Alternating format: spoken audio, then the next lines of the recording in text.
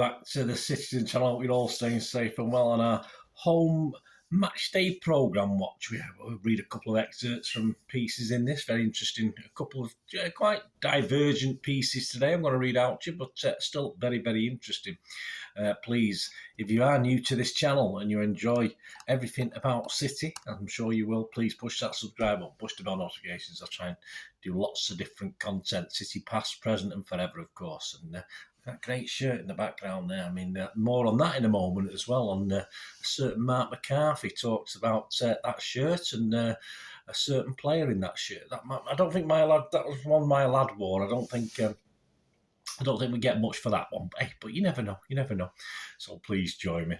Push those buttons if you can. And if you are pushing buttons, please push that little like button as well. I'm trying to get between 20 and 25 likes for these City vlogs. So if you can do that for me, make me very contented. Let's just say that. As I was after watching this game, of course. Yes, we're talking the old City RB Leipzig. Yeah, the big F off sort of issue. This is what I call this. Yeah, same pages, bigger print, bigger pictures, but it's so not any more content, but just bigger of everything. Just bigger of everything. You pay the princely sum of £5 for it, but it's a Champions League. You get a lot of tourists there. You got a lot of people who probably buy it just as a memento for being there with their half and half scarves, etc. So I'll have to let them off. I've had a go at them before about this, so we'll have to let them off. Anyway, £5 for 84 big pages. And it's available, of course, independently. You can buy it as a one-off with postage costs from www.reachsportshop.com. You can buy subscriptions. You get 26 copies for £97.50, which works out a little bit cheaper, or a bit cheaper than buying it at the ground. £65 in Europe if you want to get it into Europe and you want to get it delivered to the rest of the world, Australia, you name it. It's plus £80. And you, of course, with the Champions League games, we don't know how many more we're going to have now. In theory, we could have another couple, couldn't we? But you will get the Champions League games cheaper as well, because obviously, even though it's £5, you do get quoted at 26 at £4, less the discount, so you do gain on it. There's also a 12 option as well, which they don't have in the programme, but if you go on the site, you can also buy the next 12 and state when you want to buy it from, etc.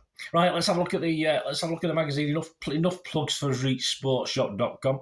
And on the cover we've got Phil, of course, and I think that's Jack. Not the latest Jack, but yeah, it's just a bit of a funny. That picture will be up there. A bit of a funny, determined face. I'm not used to that face off Jack Grealish. We've got all our regular stuff, of course, from Pep, the City Women feature, the City Under-18s special on Justin. Oh, how do you pronounce this one now? Oboawaduo. There you are. So that's Under-18s. Just I call him Justin to his friends.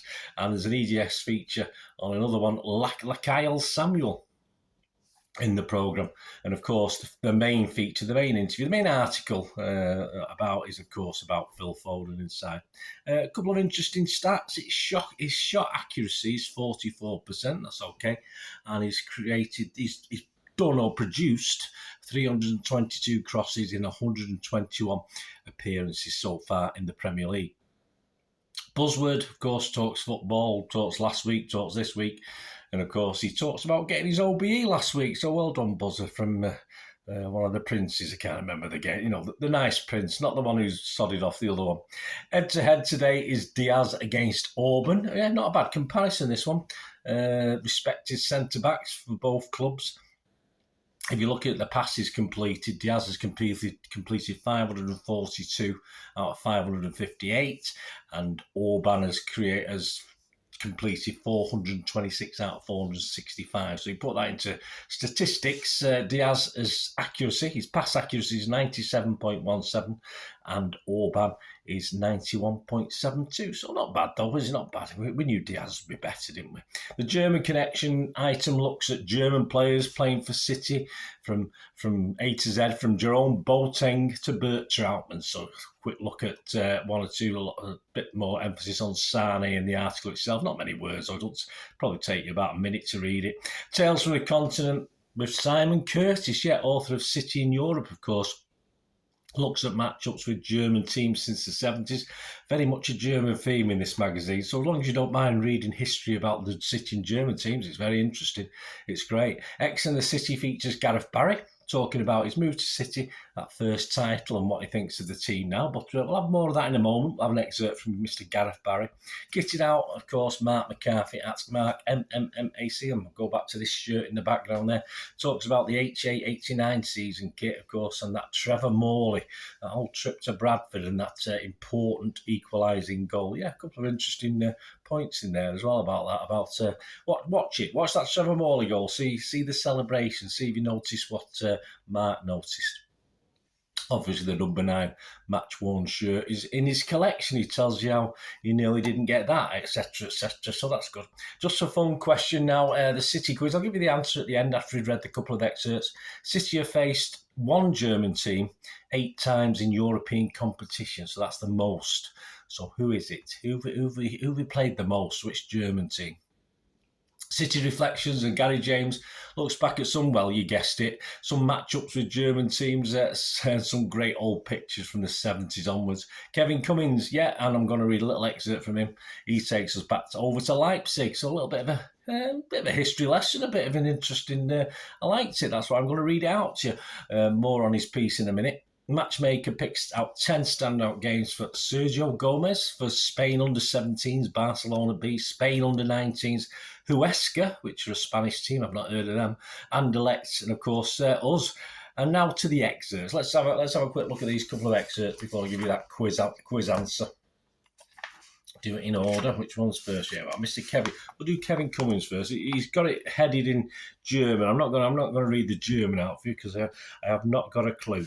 But let's read from what Kevin had to say about Leipzig. A trip to Germany is always highly anticipated by City fans, he says. The atmosphere in the city centre is great and most fans mix freely with one another. I've been to Hamburg, guys.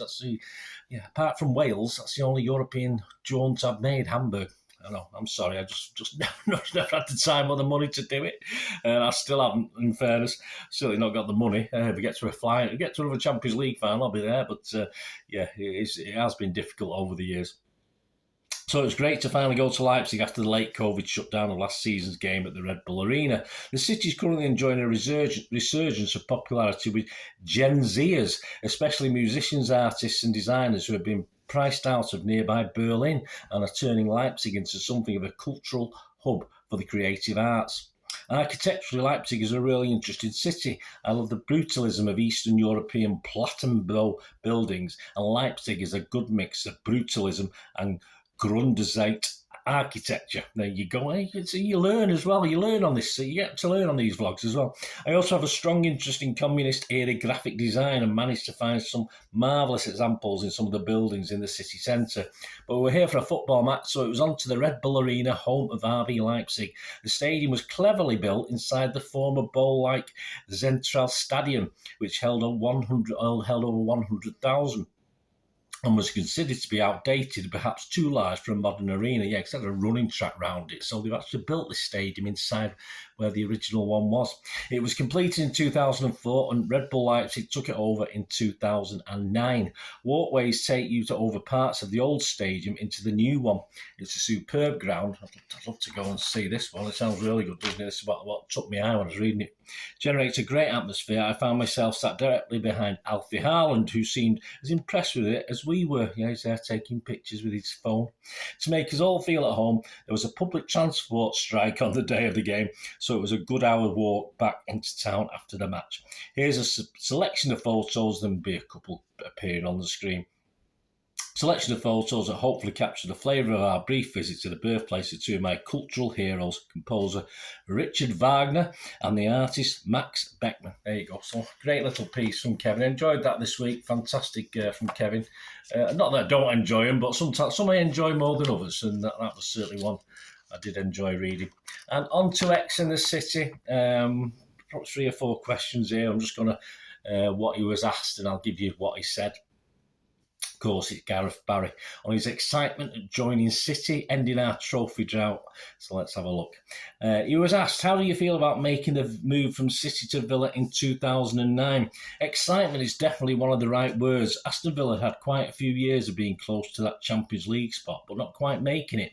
I had other interested clubs that would potentially be playing European football, but this project just seemed right for me at the right time, and one I was ready to help Man City with. He was then asked, how do you look back on the FA Cup success in 2011 at the end of your second season here? He said, I want to be part of the first team that delivered the fans the first trophy for a long while. That's what excited me, and to win the FA Cup was a special moment.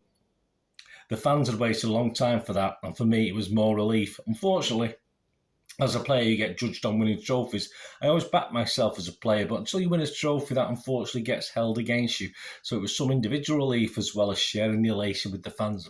Pity Harry Kane then. He was asked, and the Premier League title came the following season.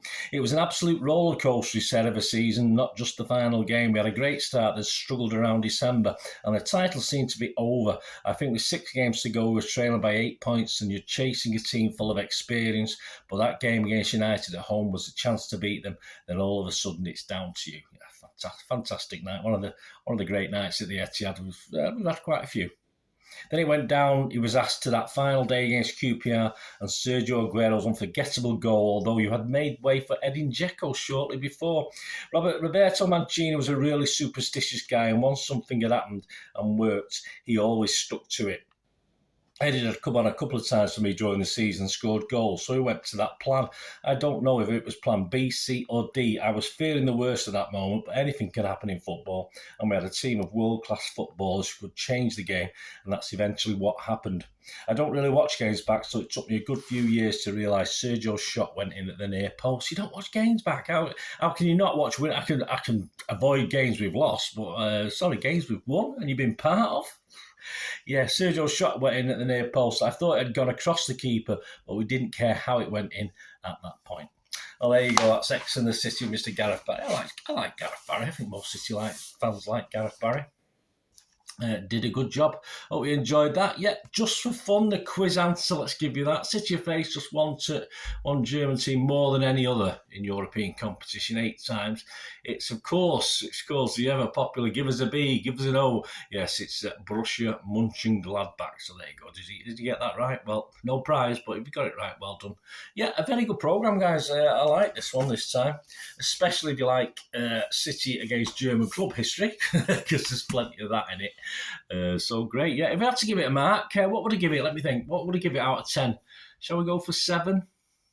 Yeah, sounds a nice number, that, doesn't it? 7. Yeah, I'll give it 7 out of 10. I wonder why. Anyway, thanks for watching, guys. Let me know your comments. As I say, these are available from reachsportshop.com. You can buy it as an individual, or you can subscribe. And why not? As I said, I go to, obviously, all the home games, so it's easier and quicker for me to buy them. I try and keep them nice and dry and stop them getting wet and things like this. Doesn't always work, so yeah, there's certainly no harm in getting a subscription and getting it, but I do like to buy them as and when I'm there. But they are available, so check that out. Thanks for watching, guys. Please, until we meet again, I know that's one thing, don't I? Please stay safe, Blues. Come on, City. Bye for now.